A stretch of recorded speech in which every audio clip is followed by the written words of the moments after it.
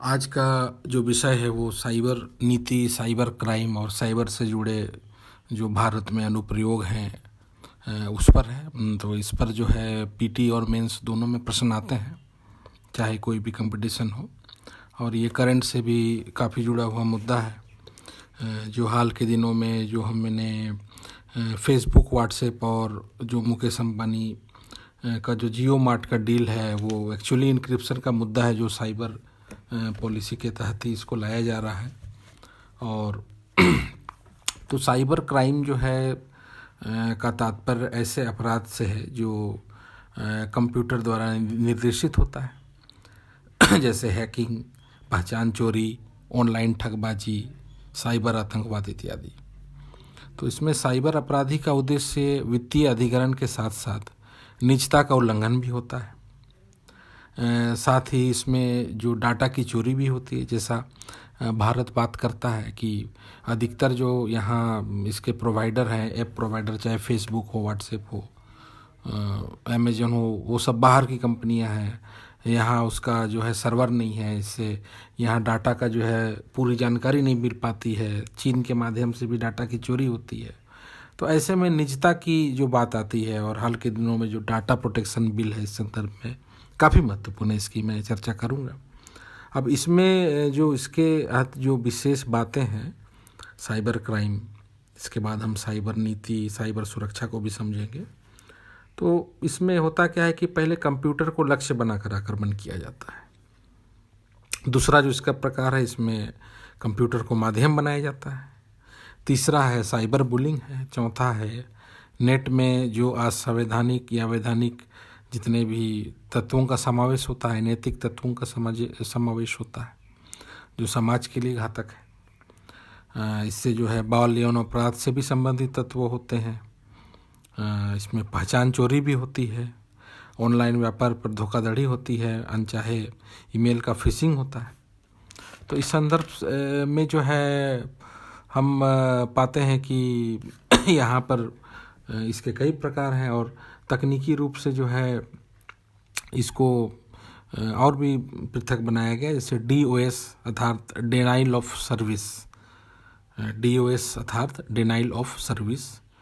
तो इसमें जो है देखा गया है कि जैसे जो अनचाहे तत्व होते हैं वो सॉफ्टवेयर के रूप में हो।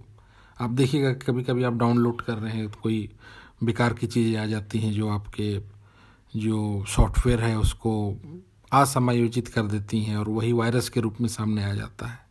अनचाहे ईमेल हो सकते हैं, इसे स्पैम कहते हैं। इसके बाद हैकिंग है, इसमें DOS में जो डाटा चोरी है, बुलिंग है, जो साइबर बुलिंग मैं कर रहा था, वो धमकाना है, एक प्रकार से आपको भय पैदा करते हैं, आपको भ्रम में फंसाने का प्रयास करते हैं। डिडलिंग है जिसमें वित्तीय फ्रॉड होता है, जो 420 है। और देखा गया कि 2017 में एक नया मामला आया था मई के महीने में, जो रैनसमवेयर जिसको वानाफ्राई कर रहे थे हम लोग। वानाक्राई में क्या हो रही थी कि बिटकॉइन के माध्यम से फिरौती मांगी जा रही थी। एक नया अप्रोच पैदा हुआ कि इसमें भी जो है धमकाकर आपसे बिटकॉइन के प्लेटफॉर्म से जो है वानाक्राई नामक रैनसमवेयर से आपसे पैसा मांगा जा रहा है। एक बहुत नया अप्रोच था।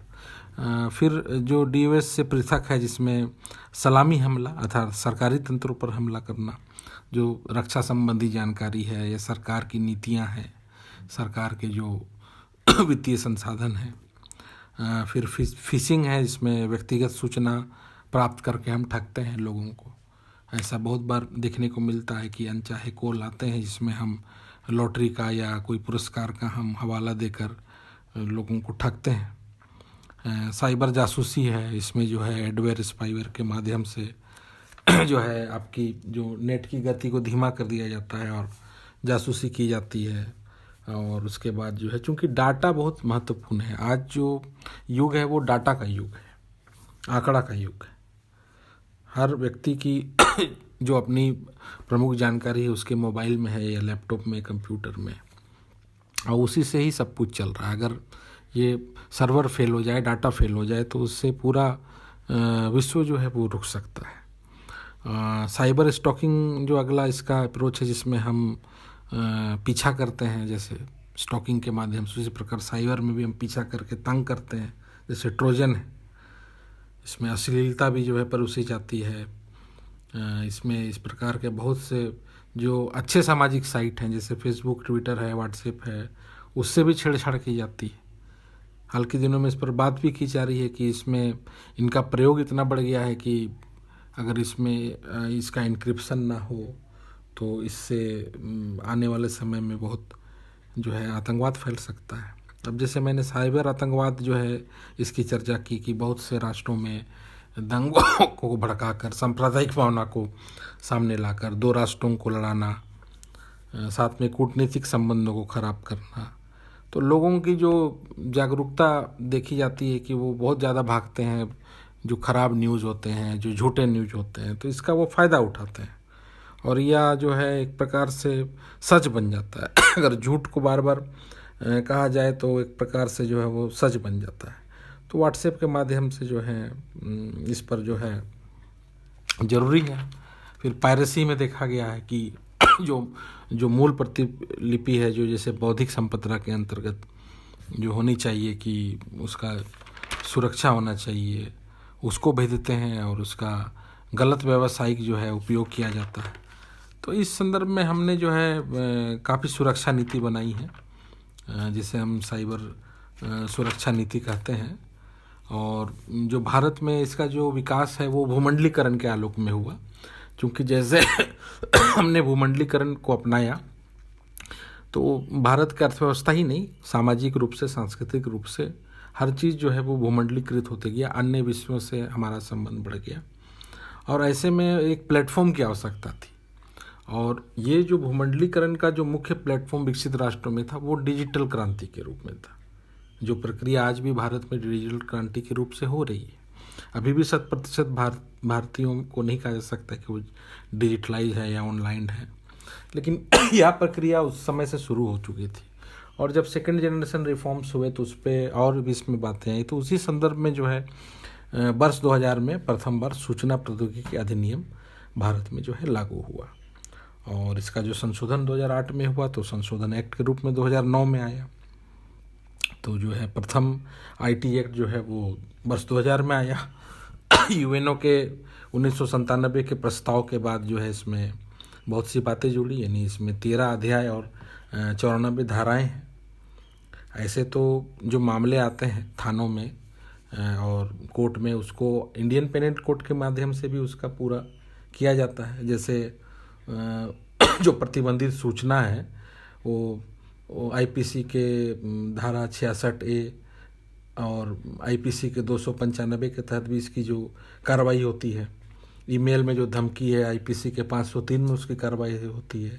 साइबर फ्रॉड है वो 420 में होता है। मानहानि जो है 499 में होता है। तो इस प्रकार से इसकी कुछ धाराएं हैं। जैसे जो आईटी एक्ट की जो प्रमुख धाराएं हैं इसमें जैसे मैंने बताया कि जो 66A जो प्रतिबंधित सूचना है, 66F आवश्यक अपराध है, उसका जो धारा 65 आईटी एक्ट का कंप्यूटर से छेड़छाड़ है, 66 में हैकिंग है, 66E में निजता भंग है, उसका जो आईटी एक्ट का सेक्शन 73 में फर्जी हस्ताक्षर है। तो इस प्रकार से जो है साइबर जो है ट्रिब्यूनल भी बनाया गया है इसके लिए। साइबर इन्वेस्टिगेशन जो है टीम भी होता है राज्य में, जिसमें पुलिस विभाग और विशेषज्ञों की का जो एक दल होता है जो इस पर काफ़ी काबू पाता है। तो जो समाज है, अर्थव्यवस्था है, वो आज के दिनों में काफ़ी डिजिटलाइज है। तो ऐसे में इस संबंधी जो है वो उसको सूचना लाना बहुत ज़रूरी है। और ये जो है इसका जो प्रथम राष्ट्रीय साइबर सुरक्षा नीति भारत में 2013 में बनाई गई थी। तो हमने यह महसूस किया कि नहीं, इतने बड़े जो मामले हैं, चूँकि सब चीज़ जो है इससे जुड़ी है, तो इसके लिए एक नीति बनाई जाए। और विभिन्न लक्ष्यों की प्राप्ति के लिए हमने नोडल एजेंसी का निर्माण किया, इसके तहत जो सभी विभागों का समन्वय करे। और अंतर्राष्ट्रीय मानकों को ध्यान में रख कर भी जो है हमने एन्क्रिप्शन बनाया। तो एन्क्रिप्शन की बात इसमें पहली बार आई कि हम सुरक्षा, यानी जो किसी चीज़ को भेदना, अगर आपका कंप्यूटर में बहुत सारी जानकारी है, फ़ोटो है, सॉन्ग्स है, गोपनीय जानकारी है, तो उसको कोई भेजने वाला व्यक्ति इनक्रिप्ट करता है। तो ये इनक्रिप्शन की बातें आई कि उसकी भेदन क्षमता कितनी है। फिर गति की बात आई, इसमें जो नेट न्यूट्रलिटी की हम बात करते हैं, इस पर भी पहली बार चर्चा में आई थी कि जो जितने भी ऐप हैं उसमें प्रतियोगिता को संतुलित करते हुए जो है नेट न्यूट्रलिटी, जो साइबर तटस्थता की नीति लाई जाए। और जो साइबर पर है, इस पर नीति के तहत पृथक बजट और बड़ा बजट भी तैयार किया गया, और इसमें सुरक्षा के मानकीकरण और विविधीकरण पर जो है बात की गई। इस संबंध में जो है साइबर स्पेस की आभासी तत्वों का केंद्रीकरण किया गया। तो आप देखिएगा कि जो साइबर है, जो कंप्यूटर है और इंटरनेट है, एक आभासी दुनिया है।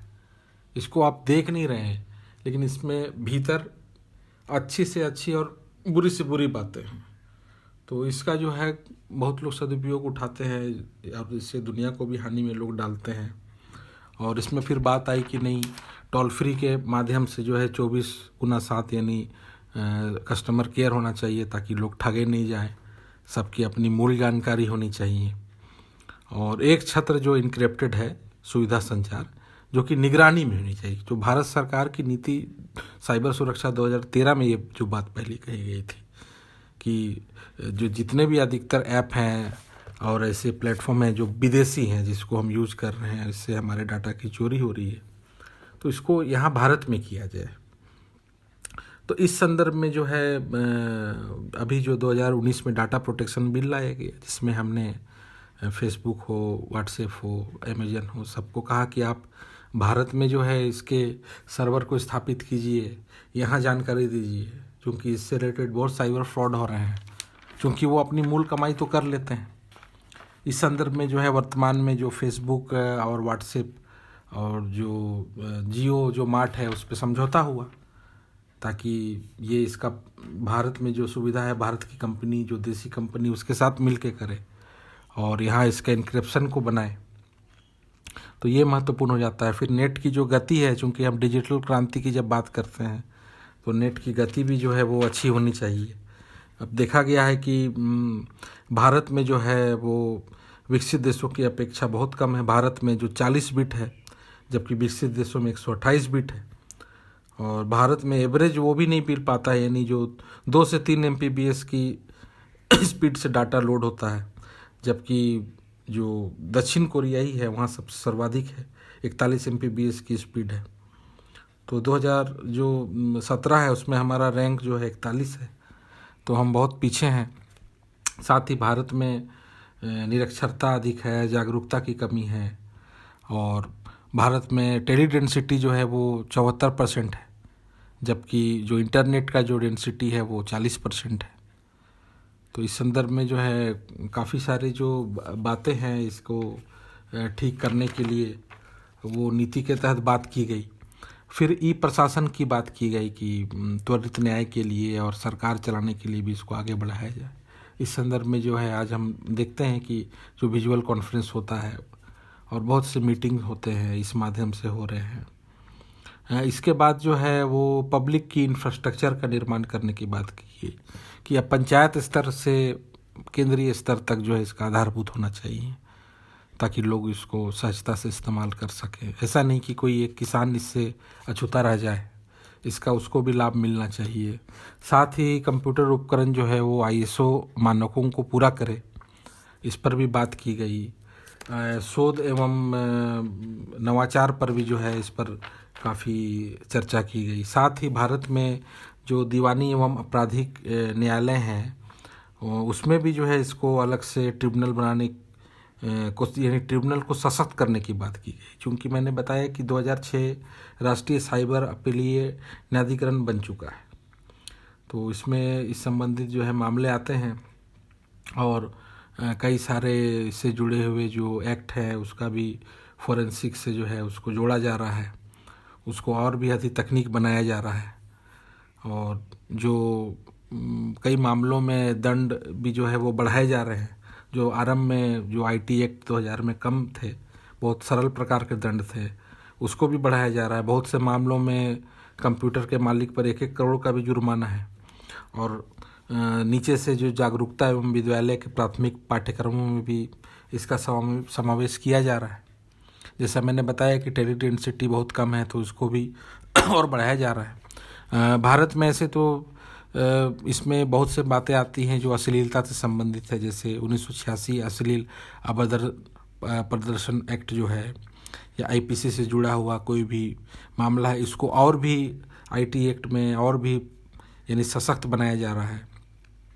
देखा जाता है कि भारत में जो इसको एडजुडिकेशन ऑफिसर जो होती है इसके लिए, जो साइबर सुरक्षा के लिए, तो वो बहुत कम है। तो जो सर्ट है, सुनिएगा, CERT यानी कंप्यूटर इमरजेंसी रिस्पांस टीम, इसके लिए भारत में सुरक्षा के दृष्टिकोण से ये नोडल है। तो इसको और अधिक जो है एक्सरसाइज किया जा रहा है, उसको पावर दिया जा रहा है। तो इस प्रकार देखा जाता है कि बहुत सारे कार्य किए जा रहे हैं। और इस संदर्भ में हमारी चुनौतियां भी काफ़ी है, क्योंकि इसकी जो तकनीक है वो हर महीने बदलती है। तो भारत जैसे विकासशील राष्ट्र के लिए इसके समायोजन में कमी होती है, और इसके अपराध की जो समानांतर जो सुरक्षा व्यवस्था है वो कम दिखती है। यानी जो इसको सुरक्षा बल होना चाहिए वो मानव बल थोड़ा सा अधिक होना चाहिए, तकनीक होनी चाहिए। जैसे अब देखा जाता है कि अमेरिका के जो एप्पल कंपनी के जो उपकरण होते हैं वो बहुत सुरक्षित माने जाते हैं मानकों के आधार पे, उनको हैक करना भी बहुत असंभव है। तो ऐसे में भारत सरकार को भी अपनी एक सरकारी प्रणाली विकसित करनी चाहिए, क्योंकि इस प्रकार के प्रोडक्ट सामने लाने चाहिए। क्योंकि भारत में अधिकतर जो है वो पायरेटेड जो गुड्स हैं, मोबाइल फ़ोन है चाइनीज़, जो कि सुरक्षा के दृष्टिकोण से काफ़ी लचर है, वैसे चीज़ों का उपकरण बहुत ज़्यादा होता है। और भारत में अब भी यह जो है बड़ा डिसऑर्गेनाइज है, यानी बहुत असंगठित है। इसको संगठित करने की भी आवश्यकता है। तो ये जो नीति है, साइबर नीति, उसको और भी अधिक जो है बढ़ाने की आवश्यकता है। उसमें 2020 में जो कोरोना काल में देखा जा रहा है कि अभी जो हर चीज़ के महत्व में जो है परिवर्तन आ रहा है, वो ऑनलाइन और डिजिटलाइज जो है प्लेटफॉर्म अधिक विकसित हो रहा है। तो ऐसे आने वाले समय में जो है इस प्रकार के कार्यों की जब संख्या बढ़ेगी तो इससे जुड़ी हुई जो अपराध है और सुरक्षा के मानक है वो भी चुनौतीपूर्ण होंगे। तो इस प्रकार जो है हमें जो है इसके लिए अपने जो इंक्रिप्शन है और अपनी जो सुरक्षा है और भी उसको सशक्त करने की आवश्यकता है।